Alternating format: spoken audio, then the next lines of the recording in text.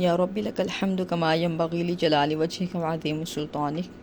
اعوذ باللہ من الشیطان الرجیم، بسم اللہ الرحمن الرحیم۔ بیٹا ہم لوگ نے پہلے ٹاپک پڑھا تھا حدیث کی اہمیت اور حدیث کے معنی مفہوم، روایت حدیث کی تعریف، راوی کی تعریف۔ اب جو نیکسٹ ٹاپک ہے ہمارا وہ ہے حجت حدیث اور حدیث کا مقام اور ضرورت و اہمیت، یعنی حدیث کی حجیت، اہمیت و ضرورت۔ جیسے قرآن مجید کی اہمیت ہے، قرآن مجید کی ہمیں ضرورت ہے ہماری ڈیلی لائف میں، اسی طرح سے حدیث کی بھی ہماری ڈیلی لائف میں ایک سگنیفیکنس ہے، ایک اہمیت ہے، ایک مقام ہے۔ حدیث کی ایک شرعی حیثیت ہے ہماری ڈیلی لائف میں، ٹھیک ہے۔ تو جس طرح سے قرآن پاک کا ایک مقام و مرتبہ ہے، اسی طرح سے حدیث کا ایک مقام و مرتبہ ہے، اور حدیث کے مقام و مرتبے کو سمجھنے کے لیے پہلے ہمیں نبی کریم صلی اللہ علیہ وسلم کے مقام و مرتبہ کو سمجھنا ضروری ہے۔ اس لیے کہ حدیث کیا ہے حقیقت میں؟ نبی کریم صلی اللہ علیہ وسلم کا قول، آپ کا فعل اور آپ کی تقریر، یہی اصل حدیث ہے، اور آپ کی شخصیت کو ہمارے لیے ہمیشہ کے لیے بہترین رہنما اور قائد بنا کر اللہ رب العزت نے دنیا میں بھیجا۔ اور نبی کریم صلی اللہ علیہ وسلم کیا تھے؟ ایک وقت میں معلم بھی تھے، حاکم بھی تھے، قاضی بھی تھے، رہنما بھی، شارح بھی، اور آپ کی ذات کیا ہے؟ اسوۃ حسنہ، یعنی بہترین نمونہ تقلید ہے۔ تو نبی کریم صلی اللہ علیہ وسلم کا اگر مقام کو ہم دیکھنا چاہیں تو سب سے پہلے کیا ہے؟ اللہ رب العالمین نے آپ صلی اللہ علیہ وسلم کو معلم بنا کر بھیجا۔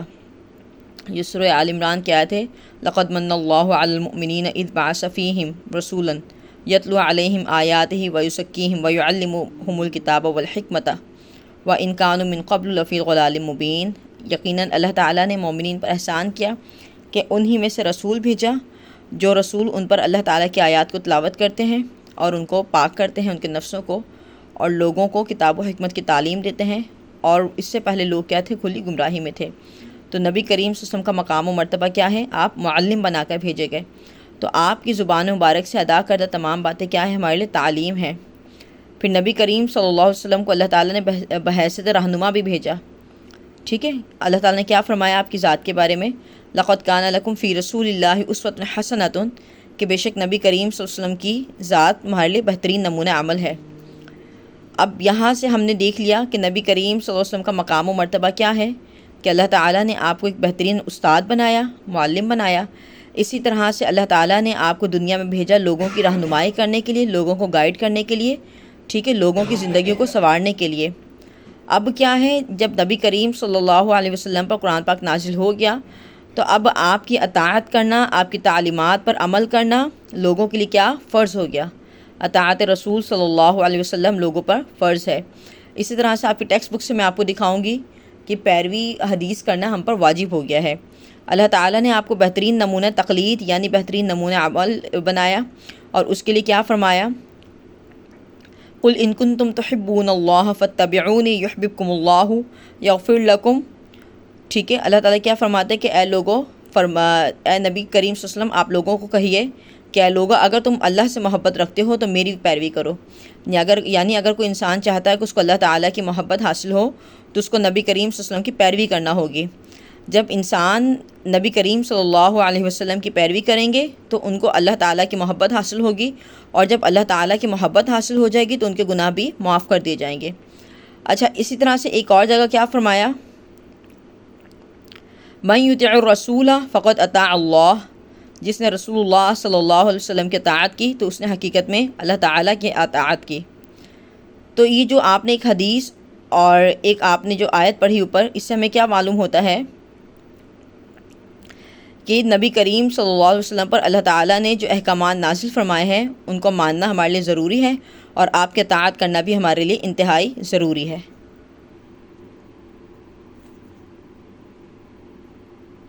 اچھا، ابھی تو ہم نے نبی کریم صلی اللہ علیہ وسلم کا مقام و مرتبہ پڑھا تھا، اب ہم یہاں پہ پڑھ رہے ہیں کہ حدیث کی کیا اہمیت ہے، آپ صلی اللہ علیہ وسلم کے جو فرمان ہیں، آپ کا قول، آپ کا فعل، ان کی کیا اہمیت ہے۔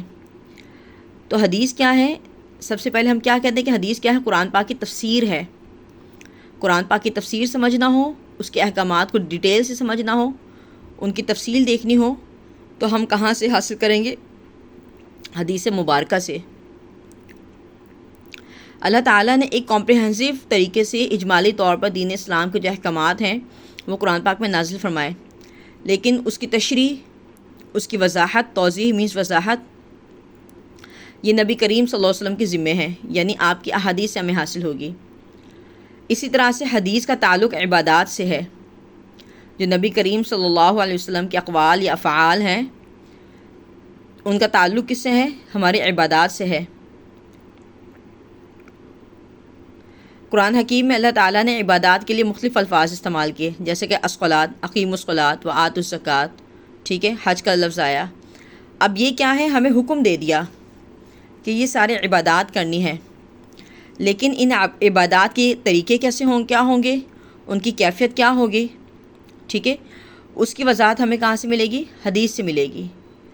نبی کریم صلی اللہ علیہ وسلم پر اللہ رب العزت نے 5 وقت کی نماز ادا کی، لیکن نماز کی شرائط کیا ہوں گی، ٹھیک ہے، نماز کو پڑھنے کا طریقہ کیا ہوگا، نماز میں دعائیں کون کون سی پڑھی جائیں گی، اس کے ارکان کیا کیا ہوں گے، یہ ساری وضاحت ہمیں کہاں سے ملتی ہے؟ حدیث سے ملتی ہے۔ اسی طرح سے اگر ہم حدیث کا تعلق دیکھیں ہماری ڈیلی لائف میں، حدیث کی اہمیت دیکھیں، اس کی شرعی حیثیت دیکھیں، تو حدیث کیا ہے؟ ہمیں حلال و حرام کا حکم دیتی ہے۔ حدیث سے ہمیں معلوم ہوتا ہے کہ حلال چیزیں کیا ہیں اور حرام کیا ہیں۔ قرآن پاک میں اللہ تعالیٰ نے کیا فرمایا کہ حلال و طیب چیزیں کھاؤ، اور اسی طرح سے اللہ رب العزت نے بعض چیزوں کو حرام بھی قرار دیا، لیکن ان حلال و حرام کی جو تفصیل ہے، وہ جو پوری ڈیٹیل ہے، وہ ہمیں کہاں سے ملے گی؟ قرآن حدیث مبارکہ سے حاصل ہوگی، ٹھیک ہے۔ پھر آگے ہم دیکھتے ہیں حدیث کیا ہے؟ وحی غیر مطلوع ہے، وحی غیر مطلوع۔ وحی کے ہم نے پڑھی نا 2 اقسام ہوتی، 2 ٹائپ ہوتی ہے، مطلوع اور غیر مطلوع۔ مطلوع وہ جس کی تلاوت کی جاتی ہے، غیر مطلوع وہ جس کی تلاوت نہیں کی جاتی، ٹھیک ہے۔ یعنی اور وہ کیا ہے؟ غیر مطلوع کیا ہوگی؟ حدیث نبی کریم صلی اللہ علیہ وسلم کی احادیث مبارکہ۔ وہی غیر مطلوع کا معنی ہے نبی کریم صلی اللہ علیہ وسلم کی احادیث مبارکہ۔ آپ نے جو کچھ بھی فرمایا، یا اگر آپ نے کچھ عمل کر کے دکھایا، یا کسی کام کے کرنے کی آپ نے اجازت دی، جو کہ ہم نے حدیث تقریری کی ڈیفینیشن میں پڑھا تھا کہ کوئی ایسا کام جو نبی کریم صلی اللہ علیہ وسلم کے سامنے کیا گیا اور آپ نے وہ خود تو نہیں کیا، لیکن آپ نے اس کو کرنے سے روکا بھی نہیں، منع بھی نہیں کیا، ٹھیک ہے، تو یہ سب کیا ہے؟ اللہ تعالیٰ کی طرف سے دی ہوئی اجازت ہے، اللہ تعالیٰ کا حکم ہوتا ہے، اور اختیار بھی اللہ رب العالمین کا ہوتا ہے۔ جیسے وہ سورہ نجم کی آیت ہے وَمَا يَنطِقُ عَنِ الْهَوَىٰ إِنْ هُوَ إِلَّا وَحْيٌ يُوحَىٰ، کہ نبی کریم صلی اللہ علیہ وسلم اپنی خواہش سے کچھ نہیں بولتے، بلکہ آپ تو وہی کچھ کہتے ہیں جو آپ کی طرف وحی کی جاتی ہے۔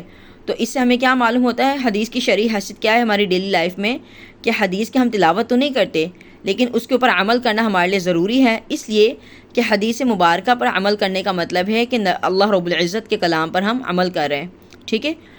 وہ ہمیں کیسے معلوم ہوتا ہے؟ سورہ نجم کی اس آیت سے ہمیں معلوم ہوتا ہے کہ نبی کریم صلی اللہ علیہ وسلم اپنے پاس سے کچھ نہیں کہتے، بلکہ آپ تو لوگوں کو وہی حکم دیتے تھے جو آپ کی طرف وحی کی جاتی تھے، ٹھیک ہے۔ چلیے اب ہم آگے چلتے ہیں۔ حدیث کیا ہے؟ اتحاد کی بنیاد ہے، جی بالکل، حدیث سے ہی امت مسلمہ میں اتحاد قائم ہوتا ہے۔ حدیث کیا ہے؟ امت مسلمہ ملت اسلامیہ کی اتحاد کی ضامن ہے۔ اتحاد کہتے ہیں یونٹی کے لیے، ٹھیک ہے۔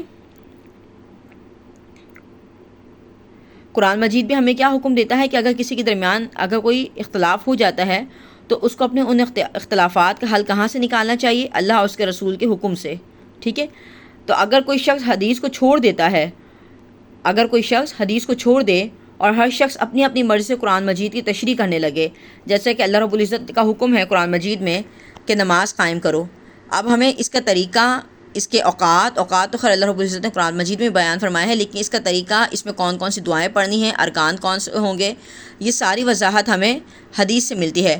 اب اگر ہم ان حدیث پر عمل کرنا چھوڑ دیں گے تو پھر اس کا نقصان کیا ہوگا کہ ہر کوئی شخص اپنا اپنا طریقہ ایجاد کرے گا، اور جب ہر کوئی شخص اپنا اپنا طریقہ ایجاد کرے گا تو ممکن ہے کہ ایک شخص دوسرے کو غلط کہنا شروع کر دے، ایک شخص دوسرے کے طریقے کا انکار کر دے اور اس کو غلط کہنا شروع کر دے، تو یہ جو انتشار ہوگا، یہ جو ڈسکرمنیشن ہوگی اور یہ جو کانفلکٹ ہوگا، اس کانفلکٹ کو ختم کرنے کے لیے کیا چیز موجود ہے ہمارے پاس؟ حدیث موجود ہے۔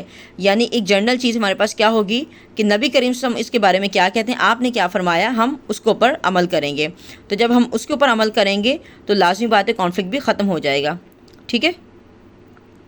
اور حدیث کی اہمیت قرآن مجید خود بھی بیان فرماتا ہے۔ حدیث کی جو اہمیت ہے قرآن مجید خود بھی بیان فرماتا ہے، کیا کہتا ہے؟ وَمَا آتَاكُمُ الرَّسُولُ فَخُذُوهُ وَمَا نَهَاكُمْ عَنْهُ فَانْتَهُوا، نبی کریم صلی اللہ علیہ وسلم آپ کو جو دیں وہ لے لو اور جس کام سے منع کرے اس کو چھوڑ دو، ٹھیک ہے۔ یہ آپ لوگ کے ہینڈ آؤٹ رکھوا دیں بیٹا فوٹو اسٹیٹ شاپ پر، اور اب آپ کی ٹیکسٹ بک کو بھی ایک ریویو کر لیتے ہیں، ٹیکسٹ بک میں کیا کیا پوائنٹ دیے ہیں اس کے۔ جی یہ آپ کی ٹیکسٹ بک ہے، فرسٹ ایئر کی، پیج نمبر 71 ہے، حدیث کی شرعی حیثیت۔ حدیث کی شرعی حیثیت آپ کی ٹیکسٹ بک میں کیا دی ہے کہ حدیث نبوی، حدیث کی شرعی حیثیت یہ ہے کہ یہ اتنی امپورٹنٹ ہے کہ اس کے اوپر عمل کرنا، اس کی پیروی کرنا ہم پر واجب ہے، اور اگر اس کی ہم خلاف ورزی کرتے ہیں حدیث کی تو وہ حرام ہے، ٹھیک ہے، جس کا حکم اللہ تعالیٰ نے خود دیا ہے۔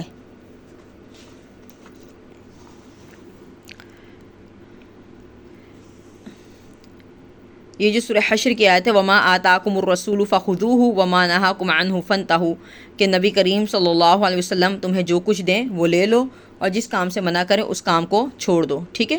اچھا اس آیت مبارکہ میں کیا ہے کہ نبی کریم صلی اللہ علیہ وسلم کے تمام احکام اور تعلیمات کو ماننے اور جن کاموں سے آپ نے منع فرمایا ہے اس سے بچنے کا ہمیں تمام امت کو حکم دیا گیا ہے۔ تو اس سے کیا واضح ہوتا ہے، اس آیت سے ہمیں کیا معلوم ہوتا ہے کہ نبی کریم صلی اللہ علیہ وسلم کی تعلیمات میں سے ہر ایک علم پر ہمیں عمل کرنا ضروری ہے، اور جس چیز سے آپ نے منع فرما دیا اس پر ہمارا رک جانا انتہائی ضروری ہے، مزید کوئی دوسرا سوال بنتا ہی نہیں ہے۔ اسی طرح سے آپ کی ٹیکسٹ بک میں دوسرا پوائنٹ ہے، حدیث کیا ہے، قرآن پاک کی تفسیر اور تشریح ہے، جو کہ ہم آپ کے ہینڈ آؤٹ میں بھی ڈسکس کر چکے ہیں کہ حدیث کیا ہے، در حقیقت واضح کرتی ہے، وضاحت کرتی قرآن احکامات کے، ٹھیک ہے۔ اور ان کی تشریح اور تفسیر کیا ہے، قرآن مجید کے اندر احکامات تو بہت سارے موجود ہیں لیکن ان کی تشریح کرنا، ان کی تفسیر بیان کرنا یہ ہمیں کہاں سے ملے گا، نبی کریم صلی اللہ علیہ وسلم کی حدیث مبارکہ سے، اس کے بغیر ہم قرآن مجید کو نہیں سمجھ سکتے، ٹھیک ہے۔ یہ مثال آپ کی ٹیکسٹ بک میں وہی دی کہ نماز کی رکعتوں کی تعداد، کہ نماز کی کتنی رکعات پڑھی جائیں گی، زکوٰۃ کا نصاب کتنا ہوگا، یہ سب ہمیں کہاں سے معلوم ہوتا ہے، حدیث سے معلوم ہوتا ہے، ٹھیک ہے۔ تو اس طرح سے حدیث کی شرعی حیثیت کیا ہے کہ اگر ہم قرآن مجید کی تعلیمات کو پڑھتے ہیں، اس پر عمل کرنے کی کوشش کرتے ہیں تو لیکن اور ہم حدیث کو اگر ہم اہمیت نہیں دیتے تو اس سے کیا ہوگا، ہمارا ایمان کمزور ہو جائے گا اور ہم عبادت کے اس درجے کو نہیں پہنچ سکیں گے اور اجر و ثواب کے درجے سے بھی ہم محروم ہو جائیں گے۔ یہاں مجھے آپ لوگ کو ایک چیز دکھانی ہے آپ کی ٹیکسٹ بک میں،